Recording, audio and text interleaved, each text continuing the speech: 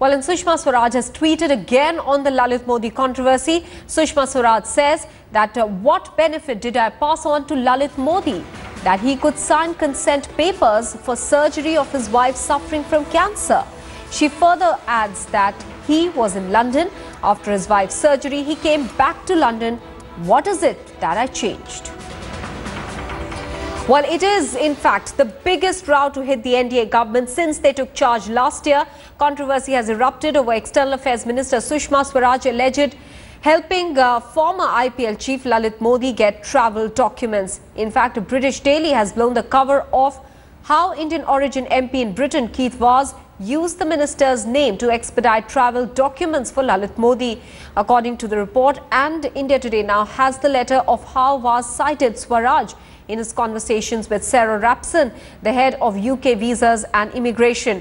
Less than 24 hours after Swaraj's name was invoked, Modi was granted his travel papers. A little backgrounder now. Lalit Modi came to London in 2010, remember, amid the IPL scam. His Indian passport was later revoked, leaving him grounded in the UK. He received his UK travel documents last summer after a lengthy legal battle with the UK Home Office. It is about how Lalit Modi got these travel documents, which is now at the centre of a huge controversy.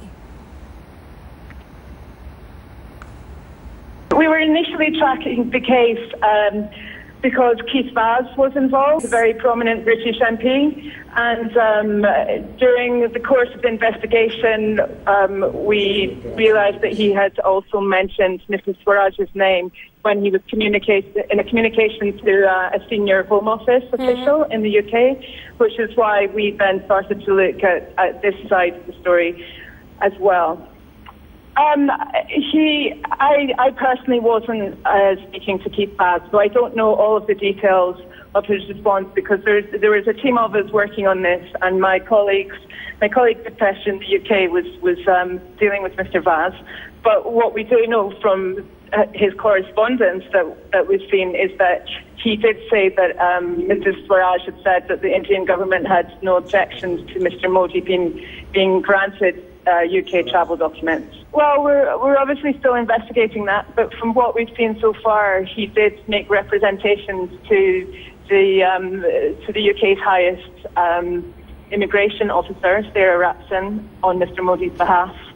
And we're just looking at the question of whether he brought pressure to bear on her to grant him the travel documents. They were initially refused, and then that decision was reversed.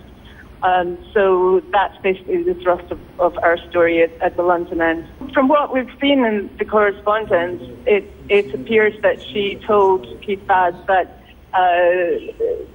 there would be no adverse effects on British-Indian relations if Mr. Modi was granted the travel documents. We're not sure about the extent of the correspondence between Keith Vaz and Mrs. Swaraj. We did ask that question to Mrs. Swaraj, but we didn't receive a response on that particular point. But we're also not sure whether she was speaking in a personal capacity or whether she was speaking on behalf of the whole of the Indian government at that point. That's also not clear from the response that she gave to us on Friday to the story.